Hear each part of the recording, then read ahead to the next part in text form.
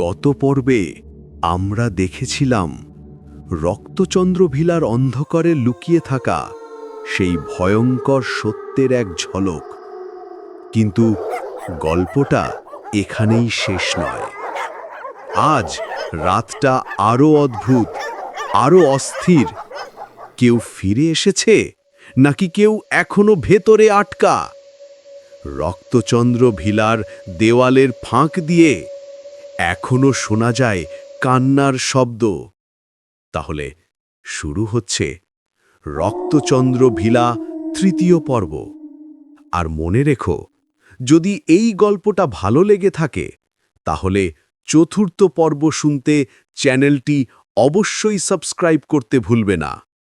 ভুতুড়িয়া station থেকে শুরু করে এই মুহূর্ত অবধি যে অবস্থার মধ্য দিয়ে আমি চলেছি তার প্রকৃত ব্যাখ্যা কি হতে পারে তা বোধগম্য হওয়া দূরে থাক, আমি যেন ক্রমান্বয়ে এক অভূতপূর্ব কুহেলিকার মাঝখানে গিয়ে পড়ছি। মনের নিভৃতে একবার একটা কথা উঁকি মেরে গেল, কি তবে সেই প্রাগৈতিহাসিক যুগের খেলা চলেছে, যে যুগে বিরাটাকায় প্রাণীসমূহ পৃথিবীতে বিচরণ করত? আমি কি তবে সেই যুগে ফিরে এসেছি কোনো এক মহাশক্তির জাদুদণ্ডের পরশে? এইসব বৃহৎ নভোচরেরা কি তবে টেরাডাক্টাইল গোষ্ঠীর বংশধর? আর এই গরুগুলো, যাদের দেখলে মনে হয় গরু, কিন্তু তাদের অবয়ব না গরু না বাঁদর না কিছুর সমন্বয়ে সৃষ্ট, এ যেন ভগবানের এক অপূর্ব সৃষ্টি নৈপুণ্য, একটা অদ্ভুত ধরনের খেলা, যে খেলা ডাইনোসর আর টাইরানোসর্স যুগে তিনি খেলেছিলেন। আমার জানলার ঠিক নিচেই ওরা গজরাচ্ছিল। একটা গরু ছাদ থেকে নেমে আসা জলের পাইপ বেয়ে উপরের দিকে উঠবার চেষ্টা করছিল, আর সঙ্গে সঙ্গে অপর গরুটি প্রচণ্ড হুঙ্কার দিয়ে প্রথম গরুর ল্যাজ ধরে এক টানে মাটিতে ফেলে দিচ্ছিল। এই নিয়ে উভয়ের মধ্যে চলছিল এক প্রলয়ঙ্করী যুদ্ধ। ওদের ঘরোয়া যুদ্ধের ফলে মাটি কাঁপছিল, এমনকি বাড়িটাও দুলে উঠছিল। হঠাৎ একটা কথা মনে হতে শরীর হিম হয়ে এলো, ওরা আমাকে আক্রমণ করতে আসছে না তো? পাইপ বেয়ে যদি সত্যি সত্যি উঠে আসে তাহলে ওদের নিঃশ্বাসেই তো আগুন ধরে যাবে জানলা কপাট সব কিছুতে। তাড়াতাড়ি মুখটা জানলা থেকে সরিয়ে জানলা বন্ধ করতে যাব, এমন সময় দেখলাম কোথা থেকে ছুটে এলো হরিনারায়ণ, হাতে সেই প্রকাণ্ড চাবুক। মুহূর্ত অপেক্ষা না করে হরি সপাসপ চাবুক চালাতে লাগল গুরু দুটির দিকে। হরির চাবুকে যেন আশ্চর্য জাদু ছিল। গুরু দুটির দৃষ্টি হয়ে এলো সচল ও সাধারণ, নিঃশ্বাসে আর দেখা গেল না কোনো আগুন। গুরু দুটি মাথা নিচু করে চলে গেল। চলে যাবার পূর্ব মুহূর্তে একবার মাত্র মাথাটা ঘুরিয়ে দেখে নিল আমার দিকে। সেই চাহনির দিকে অতি বড় সাহসীও চেয়ে থাকতে পারবে না। আমি ঘরের মধ্যে সরে এলাম। তবে এটুকু বিশ্বাস আমার জন্মেছিল যে এই ঘরের মধ্যে কেউ আমার ক্ষতি করতে পারবে না। সুতরাং বাইরে যা কিছু ঘটুক ঘটুক, আমি ঘর ছেড়ে বাইরে যাব না। বিছানার উপর বসে কালো খাতাটার পাতা উল্টাতেই যা যা নজরে পড়ল তাতে বেশ অবাক হয়ে গেলাম। বড় বড় হরকে আমাকে উদ্দেশ্য করেই লেখা হয়েছে, দাদা, আমি জানি একমাত্র আপনি ছাড়া এটুকু উপকার কেউ করবে না, তাই আপনাকে নিমন্ত্রণ করে এখানে আনতে হয়েছে। সকাল হলেই আপনি মুহূর্তমাত্র সময় নষ্ট না করে গয়ায় গিয়ে এই খাতায় যেসব নাম ধাম গোত্র লেখা আছে তাদের নামে পিণ্ডদান করে এইসব হতভাগ্যের দল নরক যন্ত্রণা থেকে মুক্ত করুন। ঘটনাটি ঘটে এমনি এক ঝড়ের রাতে। এইসব হতভাগ্যেরা বজ্রাঘাতে মৃত্যুবরণ করে। যে দু একজন বেঁচে ছিল তারা মৃতদেহগুলিকে কবর দিয়ে এই স্থান ত্যাগ করে চলে যায়। সেই থেকে এই সব হতভাগ্যের দল রাত্রি হলেই কবর ছেড়ে উঠে পড়ে রক্তের নেশায় পাগল। জীবন্ত যা কিছু দেখতে পায় তাদেরই রক্ত শোষণ করতে থাকে। আমিও করেছি। ইলা আমার বাগদত্তা, অন্যান্যরা আমার চাকর বাকরের দল। ইতি হরিনারায়ণ। পাতার পর পাতায় যথাক্রমে হরিনারায়ণ, ইলা ইত্যাদি বহুজনের নাম ধাম গোত্র লেখা রয়েছে। অবিশ্বাস্য ব্যাপার, কি করে সম্ভব কিছুই বুঝতে পারছি না। জলজন্ত মানুষগুলো যাদের সঙ্গে কথা বলেছি, এমনকি ইলার সান্নিধ্যে তার নিঃশ্বাসের হিমেল অনুভূতিটুকু পর্যন্ত পেয়েছি। এদের পিণ্ডদান করতে নির্দেশ দেওয়া হচ্ছে এই খাতা মারফত। কারণ কি? এরা কি সবাই মৃত? আমি এতক্ষণ যাদের দেখলাম বা দেখছি সবই কি তবে ওদের প্রেতরূপ? এক ঝলক ঠান্ডা হাওয়া এসে গায়ে আছড়ে পড়ল। জানালা দিয়ে আলোর বন্যা ছড়িয়ে পড়ছে ঘরের মধ্যে। ভোর হয়ে গেছে।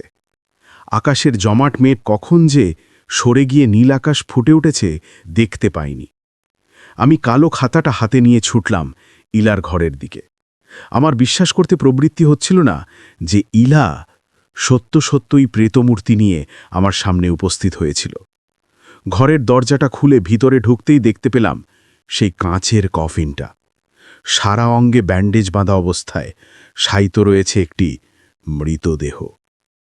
কফিনটার কাছে এগিয়ে যেতেই বিস্ময়ে ফেটে পড়লাম। যেমনটি প্রথমবার দেখেছিলাম ঠিক তেমনই অবস্থায় শুয়ে আছে ইলা। চোখের মণি দুটো স্থির হয়ে আছে। ইলা মৃত, কিন্তু ঠোঁটের কষ বেয়ে লাল রক্তের ধারা গড়িয়ে পড়েছে। একটু ভালো করে লক্ষ্য করতেই বুকটা কেঁপে উঠল। তাজা রক্ত এখনও শুকিয়ে জমাট বাঁধেনি। কফিনের ভিতর কয়েকটি মুরগির পালক রয়েছে পড়ে। গত রাতে যে হরি সেই মুরগিগুলো ওর কফিনে ঢুকিয়ে দিয়েছিল, এই রক্ত সেই মুরগিগুলোরই। আমি এক ছুটে ঘরের বাইরে বেরিয়ে এলাম। দরজাটা দুফাক করে খুলে ধরতেই প্রভাতী সূর্যের আলো এসে ঘর ভরিয়ে দিল। শেষবারের মতো আরও একবার ঘরের মধ্যে তাকাতেই আরও অবাক হয়ে গেলাম। সূর্যের আলো ঢুকার সঙ্গে সঙ্গেই ইলা সমেত কফিনটি অদৃশ্য হয়ে গেছে।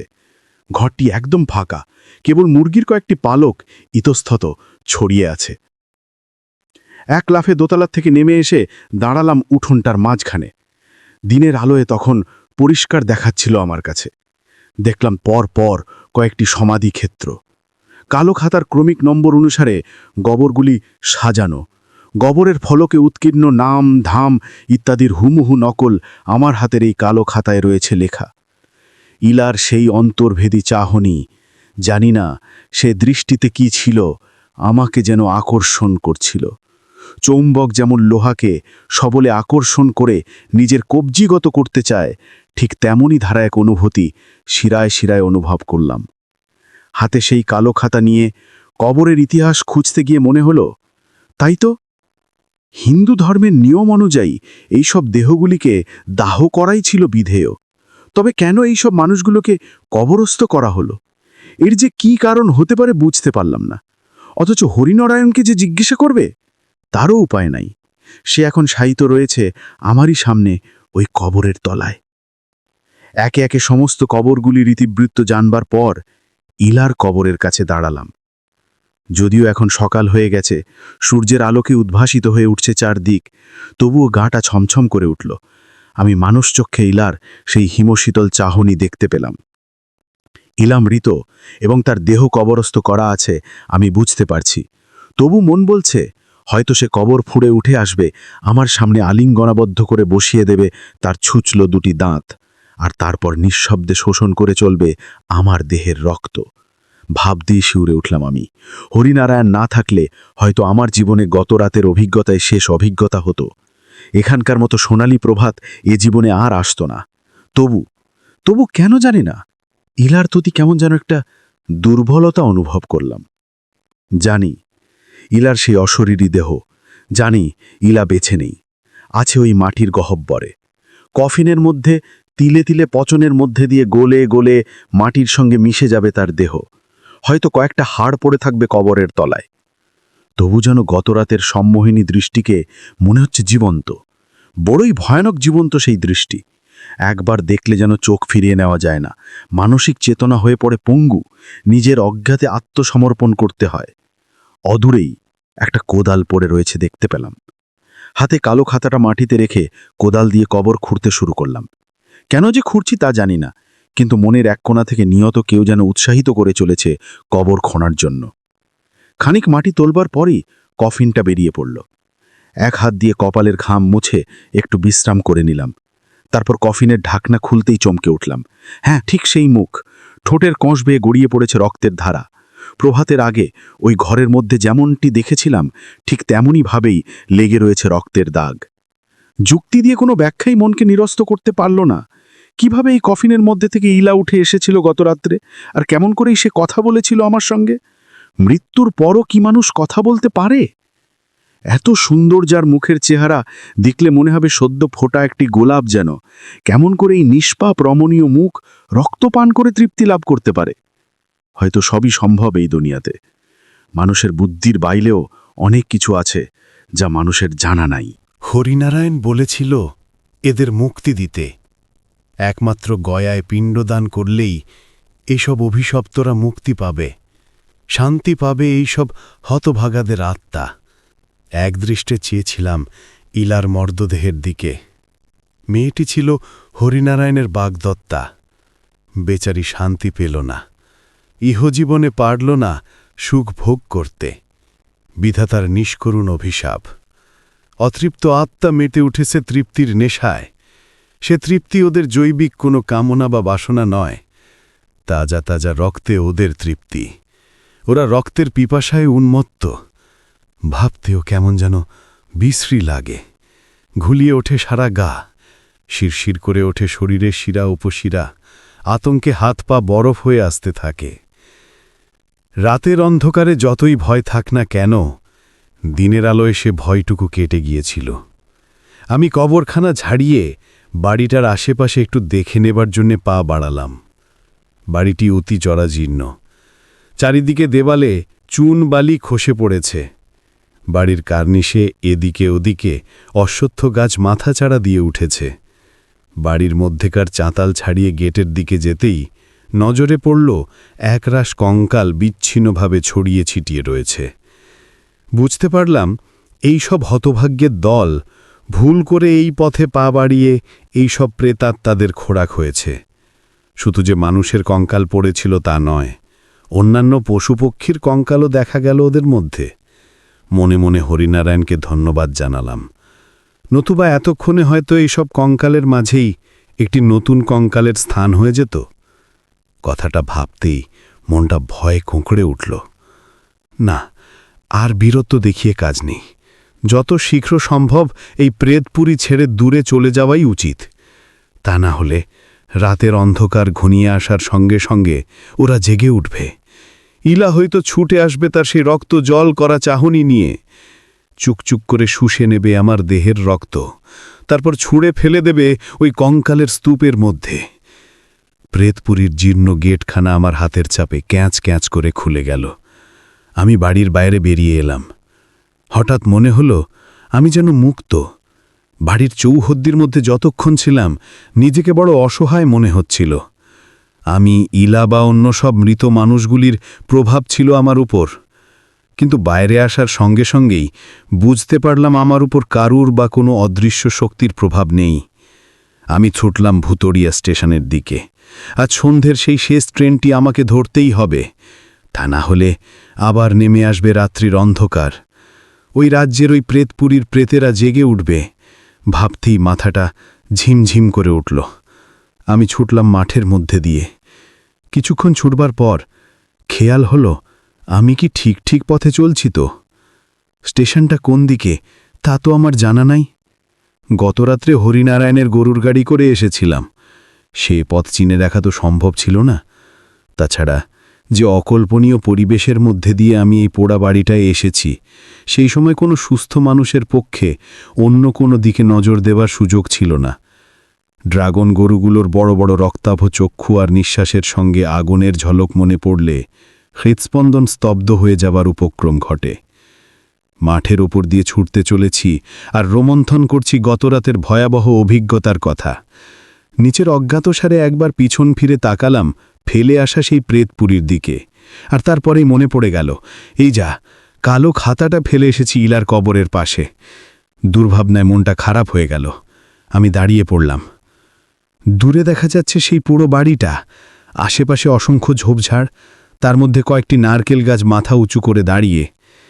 দিনের আলোতেও দূর থেকে বাড়িটাকে দেখলে গা ছমছম করে ওঠে। কালো খাতাটা ফেলে রেখে যাওয়াটা কি ঠিক হবে? অনবরত সেই কথাটাই মনের চাপ সৃষ্টি করছিল আমার। অথচ অভিশপ্ত ওই বাড়িটায় পুনরায় ফিরে যেতে মন সায় দিচ্ছিল না। ফিরে যাবার কথা ভাবতেই একটা হিমেল হাওয়া যেন গায়ের উপর আছড়ে পড়ে শরীর মনকে অবসন্ন করে তুলল। না, আমি আর ও পথে পা বাড়াতে রাজি নই। ওরা চিরদিন ওদের রাজ্যে বিচরণ করুক। কারুর আত্মা মুক্তি পাবে কি পাবে না সে নিয়ে আমার উতলা হওয়ার কোনো কারণ থাকতে পারে না। ঘরের ছেলে ঘরে ফিরে যাওয়াই ভালো। বন্ধুকৃত্য করতে এসে শেষটায় জীবন নিয়ে টানাটানি ভালো নয়। আমি পা বাড়ালাম স্টেশনের দিকে। চলতে চলতে মনে হলো হরিনারায়ণের কথা। সে আমাকে আমন্ত্রণ করে এনেছিল, আর সে সব কিছুর ভয়াবহ পরিণতির হাত থেকে আমাকে রক্ষা করেছে। কেন? আমাকে রক্ষা করার উদ্দেশ্য তার কি ছিল? সে চেয়েছে মুক্তি, সঙ্গে সঙ্গে সে তার সঙ্গীদেরও মুক্তি কামনা করেছে। এই ভয়ঙ্কর পরিস্থিতির মধ্যে আমাকে হরিনারায়ণ নিয়ে এসেছে আর প্রতি মুহূর্তে আগলে রেখেছে তার রক্তপায়ে সঙ্গীদের কাছ থেকে। কথাটা ভাবতেই মনে অনেকটা সাহস ফিরে এলো। হরিনারায়ণের আন্তরিক ইচ্ছাকে কার্যে পরিণত করাই আমার উচিত। যদি বিপদের ঝুঁকি কিছুটা নিতেই হয়, ক্ষতি নেই। আমি ফিরলাম সেই ফেলে আসা বাড়িটার দিকে। সূর্যের আলোয় চারিদিক ঝলমলিয়ে উঠছে। ঝিরঝিরে হাওয়ায় শরীরের ক্লান্তি দূর হয়ে গেছে অনেকটা। আমি এসে পৌঁছালাম বাড়িটার সামনে। লোহার গেটটা হাত দিয়ে ঠেলে বাড়ির চৌহদ্দির মধ্যে ঢুকতেই মনটা ছ্যাঁত করে উঠল। মনে হলো আবার যেন হারিয়ে ফেলেছি নিজেকে। সেই চোখ, সেই মুখ ছায়াছবির মতো ভেসে উঠতে লাগলো মানস নেত্রে। আমি এগিয়ে গেলাম কবরখানার দিকে। অপরূপ বললে হয়তো রূপের ঠিক বর্ণনা করা হবে না। ঈশ্বরের সর্বশ্রেষ্ঠ রঙের ভাণ্ডার উজাড় করে এক কমনীয় রমণীয় রঙের সমন্বয়ে রাঙিয়ে তোলা হয়েছে ইলাকে। তার সঙ্গে বিশ্বকর্মার নিপুণ হাতে তৈরি হয়েছে দেহ সৌষ্ঠব। যেখানে যতটুকু প্রয়োজন সেটুকুই স্থান পেয়েছে ইলার শরীরে। মেঘদূত কাব্যে কালিদাসের তন্নি শ্যামা যেন হার মেনে যায়। ইলাকে দেখলে কালিদাস হয়তো তার কাব্যে এক নতুন সংযোজন ঘটাত, এ কথা হলফ করেও বলা চলে। আমার সাহস উত্তরোত্তর বেড়ে যাচ্ছে বলেই, কিন্তু যখনই রাত্রি ঘনিয়ে আসবে তখন হয়তো আমার আর এই সাহস থাকবে না। মনের ভেতর ক্রিয়া প্রতিক্রিয়ার দ্বন্দ্ব। আমি এক পা করে এগুচ্ছি। কালো খাতাটা যে চাই। কালো খাতাটা পড়ে আছে ইলার কবরের পাশেই। খাতাটা হাত দিয়ে তুলে নেবার সময় চোখ দুটো নিবদ্ধ হলো কফিনটার দিকে, যে কফিনটায় শুয়ে আছে ইলা। বেশিক্ষণ তাকিয়ে থাকা যায় না। কফিনের দিকে তাকাতেই গত রাতের সেই ভয়াবহ ঘটনাগুলি মানসপটে ভেসে উঠল। কি জানি, হয়তো দিনের আলোকে ইলা কবর থেকে উঠে এসে জড়িয়ে ধরবে, তারপরই তার দু কষ বেয়ে ঝরবে রক্তের ধারা, যে রক্ত আমারই রক্ত। গা শিরশির করে উঠল। না, এক মুহূর্ত এখানে থাক ঠিক নয়। আমি খাতাটা নিয়ে বেরিয়ে এলাম গেটের বাইরে। তারপর হাঁটতে লাগলাম স্টেশনের দিকে। মৃতদেহগুলি সম্ভবত বেনিদিন আগে কবরস্থ করা হয়নি। এত সতেজ মৃতদেহ না দেখলে কেউই বিশ্বাস করবে না। অথচ আশ্চর্যের ব্যাপার, কি উপায়ে এই দেহগুলি এমন সুন্দরভাবে পচন থেকে রক্ষা পাচ্ছে ভেবে কুল পাচ্ছি না। তবে কি এরা মৃত নয়? তাই বা কেমনভাবে সম্ভব? জীবন্ত মানুষ কবরের তলায় বেঁচে থাকবেই বা কি করে?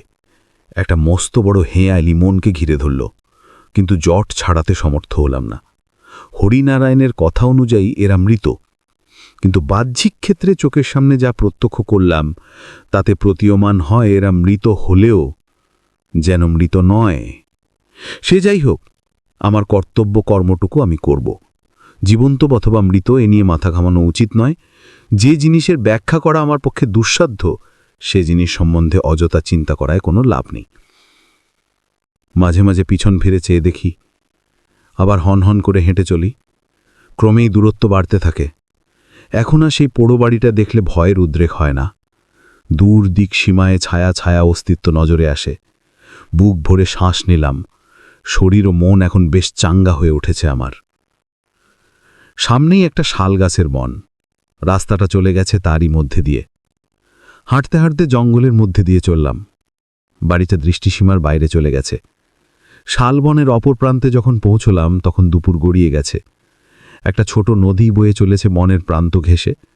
আমি জলে নেমে হাত মুখ ধুয়ে কিছুটা জল খেয়ে নিলাম। তারপর আবার নতুন উদ্যমে শুরু করলাম হাঁটতে। কিন্তু স্টেশন কোথায় বা কোন দিক তার হদিস খুঁজে পেলাম না। এমনকি এতদূর পথ হেঁটে আসার সময় একটি মানুষকেও পথের মাঝে দেখতে পাইনি। অথচ সন্ধ্যের আগে আমাকে হয় স্টেশন অথবা রাতের মতো একটা আশ্রয়স্থল খুঁজে বার করতে হবে।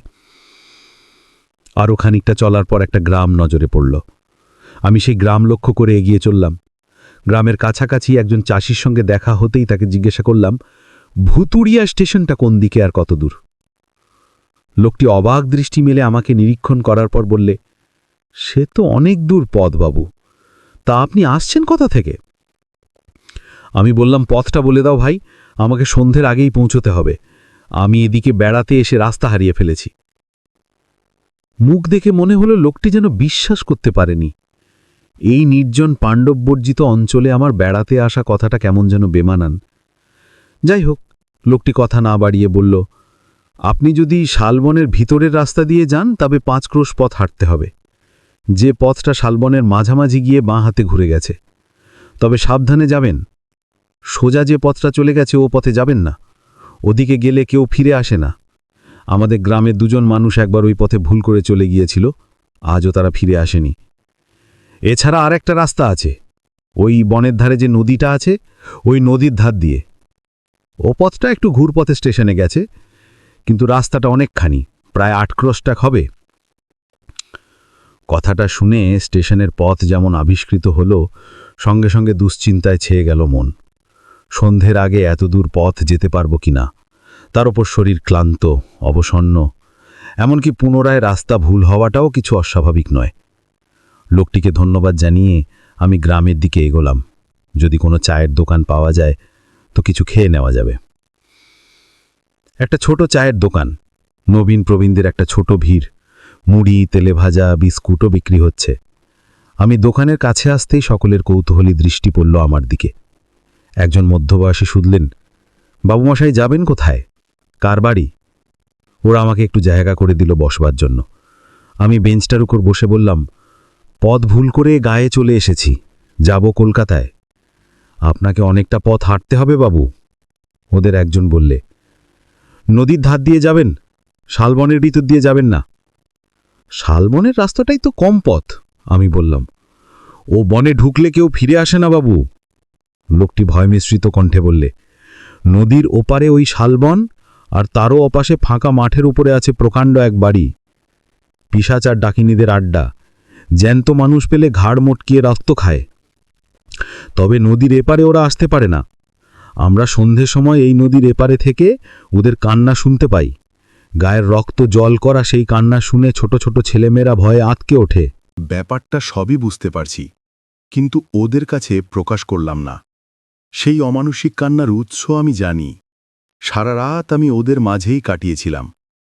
বললে ওরা ভয় পাবে, হয়তো অন্য কিছুও ভাবতে পারে। আমি কিছু জলযোগ করেই বেরিয়ে পড়লাম স্টেশনের দিকে।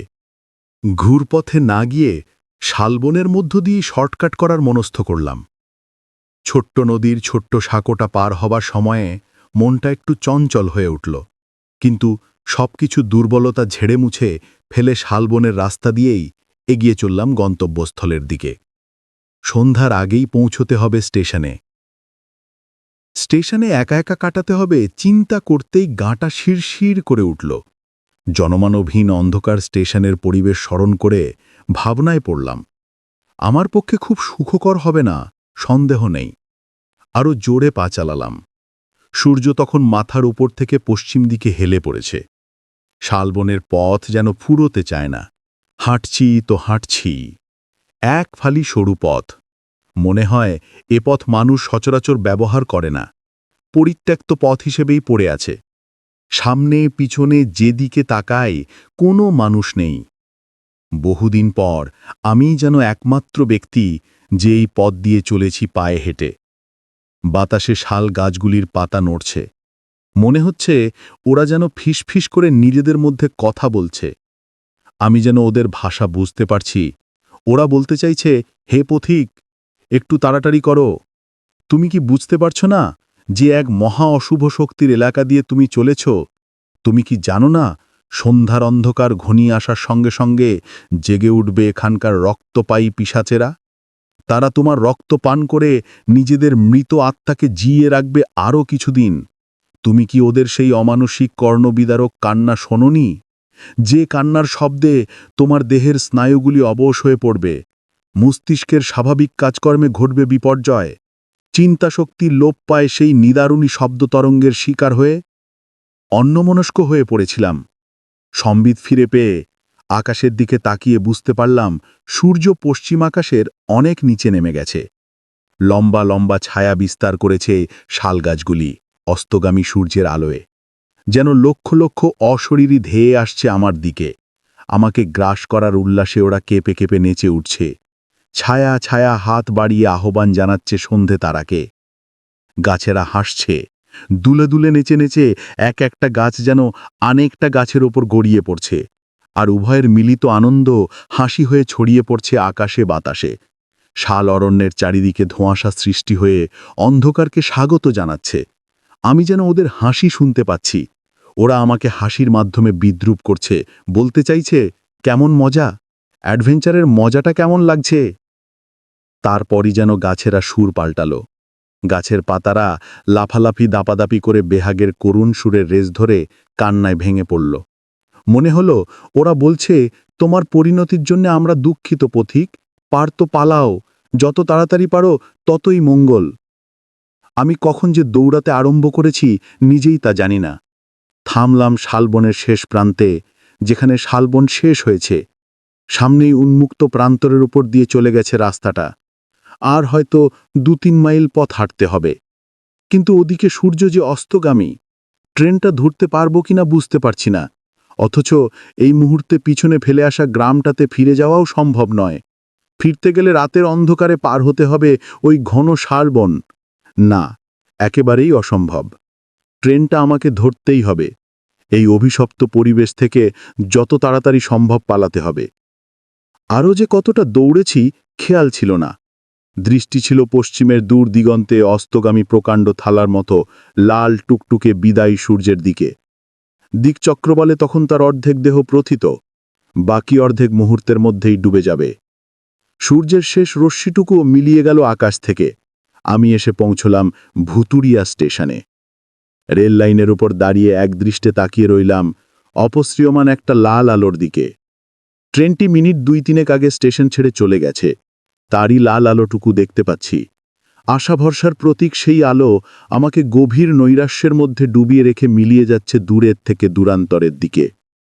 চারিদিক ডুবে গেছে অন্ধকারের মধ্যে। আমি প্ল্যাটফর্মের এক প্রান্তে দাঁড়িয়ে চিন্তা করছি কোন দিকে যাব। হঠাৎ মনে পড়ল, স্টেশনের যেদিক থেকে আমি আসছি সেদিকটা মনুষ্যবর্জিত তেপান্তর হলেও স্টেশনের অপর দিকটায় গ্রাম আছে। অবশ্য মাইল 2-3 পথ হাঁটতে হবে। আমি স্থির করলাম এই 2 মাইল পথ হেঁটে নিকটবর্তী গ্রামে গিয়ে রাতটা কাটাতে হবে। তারপর ভোরের ট্রেনেই কলকাতা রওনা হব। কয়েক পা অগ্রসর হয়েছি মাত্র, এমন সময় ভেসে এলো সেই তীক্ষ্ণ সুতীব্র একটানা ক্রন্দনধ্বনি। বিহ্বল করে তুলল আমাকে। দুহাত দিয়ে চেপে ধরলাম কান দুটোকে। তার সত্ত্বেও সেই অমানুষিক কান্নার রেশ কানের পর্দায় রন্ধনিয়ে উঠতে লাগল। ভাবলাম ছুটে পালাই যেদিকে খুশি সেই দিকে, কিন্তু পা দুটি তার সমস্ত শক্তি হারিয়ে তার অক্ষমতা প্রকাশ করল। প্রায় 1 মিনিট ধরে সেই ধ্বনি আকাশ বাতাস মথিত করে স্তব্ধ হয়ে গেল। আমি একটা স্বস্তির নিঃশ্বাস ফেলে বাঁচলাম। তারপর রেললাইন পার হয়ে ওপাশের গ্রামের খোঁজে যাবার মনস্থ করলাম। রেললাইন পার করতে গিয়ে নজরে পড়ল একটা ছায়ামূর্তি এগিয়ে আসছে। আমি থমকে দাঁড়ালাম। মানুষ অথবা হরিনারায়ণের কোনো সহচর বুঝবার আগেই সেই ছায়ামূর্তি আমার খুব কাছাকাছি এসে গেল। অন্ধকারের মধ্যে লোকটার চেহারা ভালো করে দেখতে পাচ্ছিলাম না। আমি অভিভূতর মতো দাঁড়িয়ে একদৃষ্টে নিরীক্ষণ করতে লাগলাম লোকটার গতিবিধি। মাস্টারমশাই, গাড়ি কি চলে গেছে? লোকটা কথা বলে উঠল। মন থেকে একটা গুরু ভার নেমে গেল, শরীরে শক্তি ফিরে এলো। বুঝলাম একজন গ্রাম্য লোক আমারই মতন ট্রেন ধরতে এসেছে। খুশি হলাম নিঃসঙ্গতাকে কাটিয়ে উঠতে পেরে। লোকটাকে কিছুতেই ছাড়া চলবে না, ওকে সঙ্গী করেই সারা রাত কাটাতে হবে। তাই স্টেশন চত্বরেই হোক অথবা নিকটবর্তী কোনো গ্রামেই হোক, ক্ষতি নেই। বললাম, হ্যাঁ, গাড়ি চলে গেছে, আমিও ধরতে পারিনি। কথাটা শুনে লোকটা চঞ্চল হয়ে উঠল। বলল, আমি চললাম বাবু, এই দিকটা মোটেই ভালো জায়গা নয়, তেনাদের বড্ড উৎপাত। আমি চললাম। আরে দাঁড়ান দাঁড়ান, আমি ব্যস্তভাবে বললাম, আমি তো রয়েছি, আপনার ভয় কিসের? আমারও তো একটা আস্তানার দরকার। যদি মনে কিছু না করেন তো আপনার সঙ্গে আমিও যাব, রাতটা তো কাটাতে হবে। চলে আসুন চলে আসুন, লোকটা ততোধিক ব্যস্ততার সঙ্গে বললে। এক মুহূর্ত দেরি করবেন না, দেরি করে স্টেশনে এসে কি ভুলটাই যে করেছি। রাম রাম রাম রাম। আমি লোকটাকে অনুসরণ করলাম। সে সভয়ে রাম নাম উচ্চারণ করে চলেছে। অন্ধকারে রেল লাইনের উপর একটা হোঁচট খেয়ে পড়ে গেলাম। লোকটা তাড়াতাড়ি আমাকে তুলে ধরে বললে, পা চালান বাবু, আমার মনটা ভালো বলছে না। বলতে বলতে লোকটা হঠাৎ সচকিত হয়ে উঠে আমাকে ছেড়ে দিয়ে ছুটতে শুরু করলো গ্রামের দিকে। দিক দিগন্ত কাঁপিয়ে তখন শুরু হয়ে গেছে সেই তীক্ষ্ণ ভয়াল আর্তনাদ কান্নার আকারে। একটা নীলাভ আভাময়ী অথচ আবছা আলোকে ভরে উঠল চারিদিক। আলোকের উৎস না দেখতে পেলেও যে দৃশ্য চোখের সামনে ভেসে উঠল তা যেমনই মারমান্তিক তেমনি ভয়াবহ। অদূরে প্রাণভয়ে পলায়নমান লোকটার সামনেই দাঁড়িয়ে আছে ইলা, সেই লাস্যমোহিনী ভুবনমোহিনী রূপের ছটা। তার চোখ দুটি এক অদ্ভুত উজ্জ্বলতায় চকচক করছে। এত দূর থেকেও তা স্পষ্ট দেখতে পাচ্ছি আমি। বিস্ময়াভিভূত হয়ে দাঁড়িয়ে পড়লাম।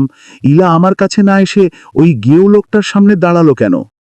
লোকটা হতভম্ব হয়ে গেছিল প্রথমত, তারপর সেও যেন কৌতুক অনুভব করল, ভুলে গেল পার্থিব অপার্থিব সবকিছু।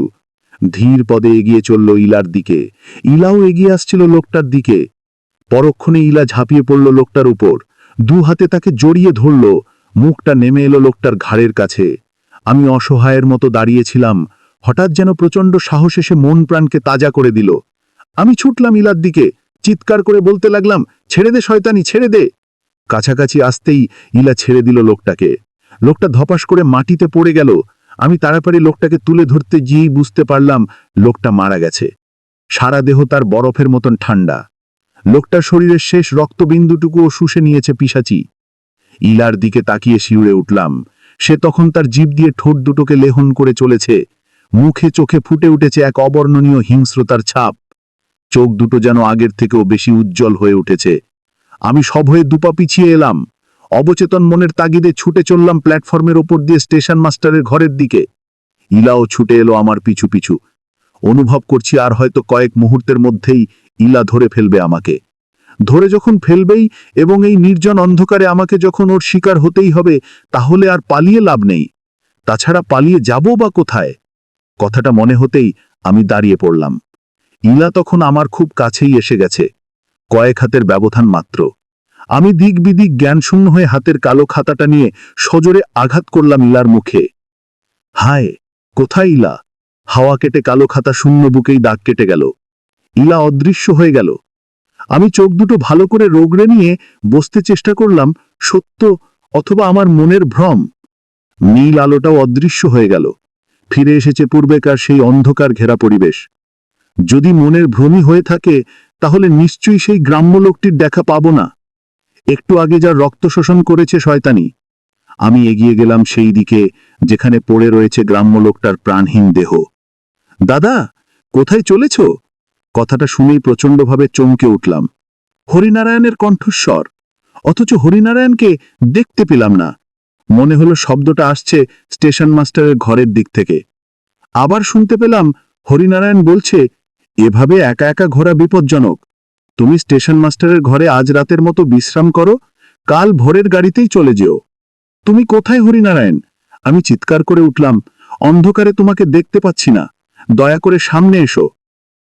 তুমি তো আমাদের কথা সবই জেনে গেছে দাদা। এখন যদি তোমার সামনে দাঁড়াই, তুমি কি তা সহ্য করতে পারবে? হরিনারায়ণ বলল। নিশ্চয়ই পারব হরি। আমি বেশ জোর গলায় বললাম, যদি গতকাল রাত্রেও তোমার সঙ্গে কাটাতে পেরে থাকি তবে এখনও পারব। সৎ আত্মার সঙ্গে সঙ্গদান করতে কোনো ভয় নেই। তুমি আমার সামনে এসো। বেশ, আসছি। তুমি মাস্টারমশাইয়ের ঘরে গিয়ে বসো, ওখানেই তোমার সঙ্গে দেখা হবে। অলক্ষ্যে থেকেই কথাগুলি বলল হরিনারায়ণ। স্টেশন মাস্টারের ঘরের কাছে এসেই অবাক হয়ে গেলাম। একটু আগে যে ঘর তালাবন্ধ ছিল এখন তা উন্মুক্ত। পকেট থেকে দেশলাই বার করে জ্বালতেই টেবিলের ওপর একটা হ্যারিকেন দেখতে পেলাম। ভালোই হলো, অন্তত অন্ধকারের মধ্যে রাত্রি যাপন করতে হবে না। আলোটা জ্বালিয়ে চেয়ারটায় বসতে গিয়েই নজর পড়ল হরিনারায়ণের দিকে। সে জানালাটার ধারে একটা টুলের ওপর বসে রয়েছে। আমি খুবই দুঃখিত হরিনারায়ণ, আমি আন্তরিকতার সঙ্গে বললাম। ট্রেনটা ধরবার আপ্রাণ চেষ্টা সত্ত্বেও দেরি হয়ে গেল। সবই জানি দাদা। মুখ না ঘুরিয়ে হরিনারায়ণ বললে, আমারই ভুল হয়ে গেছে। কালো খাতাটার পাশে একটা রাস্তার নকশা রাখলে তোমার পক্ষে সুবিধে হতো। তাড়াতাড়িতে সে কথা ভুলে গিয়েছিলাম। ঠিক আছে, তার জন্যে কি? আমি বললাম হরিনারায়ণকে। হরিনারায়ণ আমার কথার কোনো উত্তর না দিয়ে চেয়ে রইল বাইরের দিকে। আমি অবাক হয়ে ভাবলাম, অদ্ভুত, আমার একটুও ভয় করছে না হরিনারায়ণকে দেখে। যদিও এখন আমার অজানা নয় যে আমার সামনে যে হরিনারায়ণ বসে আছে সে কোনো জীবিত মানুষ না, পরন্তু একটি মৃত মানুষ, যে দিনের আলোকে কবরের মধ্যে থাকে, রাতের অন্ধকারে উঠে আসে কবর থেকে। আরও আশ্চর্য হচ্ছি ভেবে যে এই সব মৃতীরা সশরীরে কেমন করে কবর থেকে বেরিয়ে আসে। একটু আগেই যে ঘটনা চোখের সামনে ঘটতে দেখলাম সে তো কোনো বায়বীয় বা বিদেহী আত্মার কাজ নয়। লোকটার রক্ত শোষণ করা কোনো বিদেহী আত্মার পক্ষে সম্ভব নয়। মৃত ইলা তার দেহ নিয়েই উঠে এসে গ্রাম্য লোকটার রক্তপান করেছিল। এ কেমন করে সম্ভব? হরিনারায়ণ সম্ভবত আমার মনের কথা বুঝে পেরেই বলে উঠল, ওই সব ব্যাপার ভেবে কোনো লাভ নেই দাদা। অযথা তোমার মস্তিষ্ককে উত্তেজিত করো না। তবে তোমার কৌতূহল মেটাবার জন্যে বলতে পারি যে কবর থেকে সত্যি সত্যিই ইলা বা আর সবাই উঠে আসে কবর ভেদ করে। ঠিক এই মুহূর্তে যদি কেউ কবরের কাছে যায় তবে সে কোনো দেহকেই শায়িত দেখতে পাবে না। রক্তপান করেই দেহগুলিকে বাঁচিয়ে রাখা সম্ভব হয়েছে। রক্তপান না করলে দেহগুলি গলে পুঁচে মাটির সঙ্গে মিশে যাবে। যতদিন পর্যন্ত না ওরা মুক্তি পাচ্ছে ততদিন ওদেরকে বেঁচে থাকতে হবে কোনো জীবিত প্রাণীর রক্ত শোষণ করেই। যাই হোক, আমি এখন যাচ্ছি। দরকার মনে করলেই এসে হাজির হব। একটা শুধু অনুরোধ করব, ঘরের বাইরে বেরিও না।